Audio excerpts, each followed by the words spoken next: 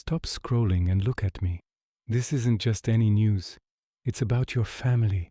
You bought gold to protect your assets, didn't you? You trusted the system to hold it for you.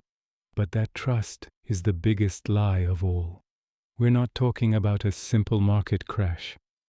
We're talking about a situation like that of 1923 Germany, when millions of smart working people lost everything, not because they didn't buy gold, but because they didn't hold it. They had paper promises. Today I'm going to tell you the heartbreaking story of the Weimar betrayal. It's the story of how your bank's word can literally become worthless. Stick with me. Your survival depends on hearing this story. This is the story of a tragedy that occurred in Germany 100 years ago. A tragedy experienced by ordinary working people, and one that could easily befall us at any moment.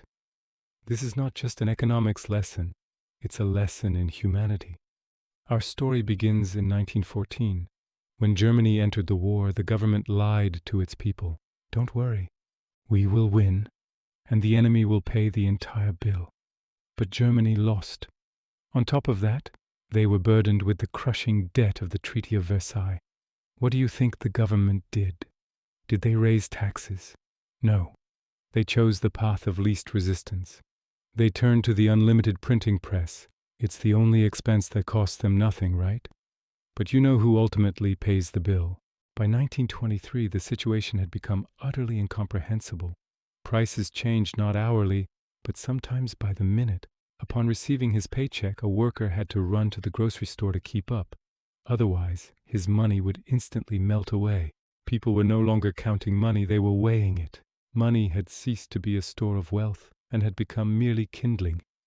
This is the crucial moment, the innocent mistake. Those Germans were smart. They saw the mark collapsing and rushed toward the only true haven, gold. But what did they do? Most chose the easy route. Storing physical bullion at home was risky and a hassle. Instead, they trusted banks. It's just like how many of us trust our bank's virtual gold account or a brokerage firm's paper promises today. They gave the bank their cash and received a gold certificate in return. This certificate promised that the bank held the physical gold for them in a vault.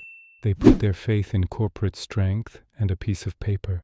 They believed the promise was equivalent to the physical bullion itself. What a monumental illusion. What did the governments do when the chaos peaked and hyperinflation was truly out of control? Citing the need to stop the panic, they first restricted gold transactions. Access to physical gold in the market was cut off. But the truly heartbreaking scenes were outside the banks. Tens of thousands of desperate people clutching gold certificates, believing they had protected their life savings, swarmed the bank doors as a last resort.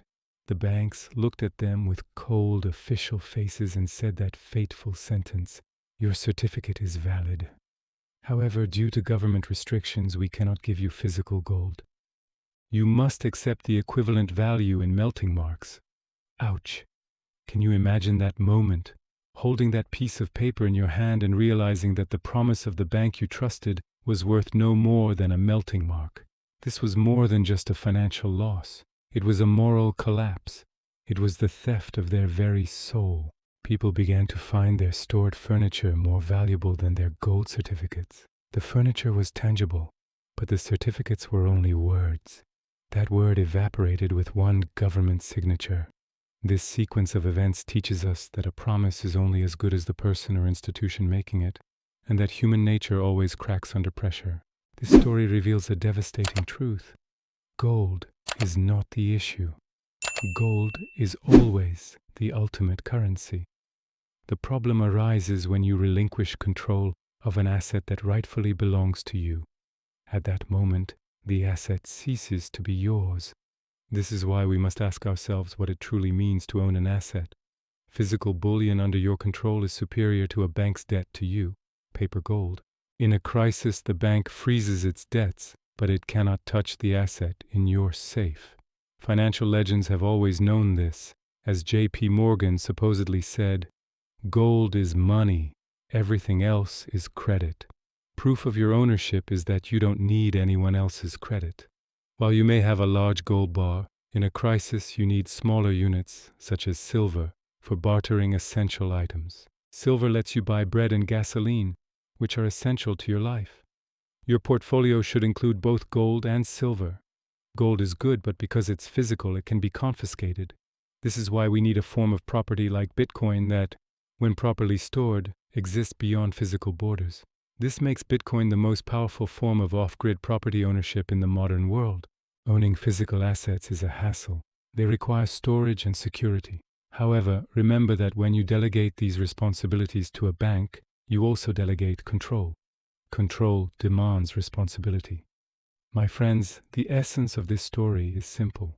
The most important lesson from history is this: do not entrust your money to anyone.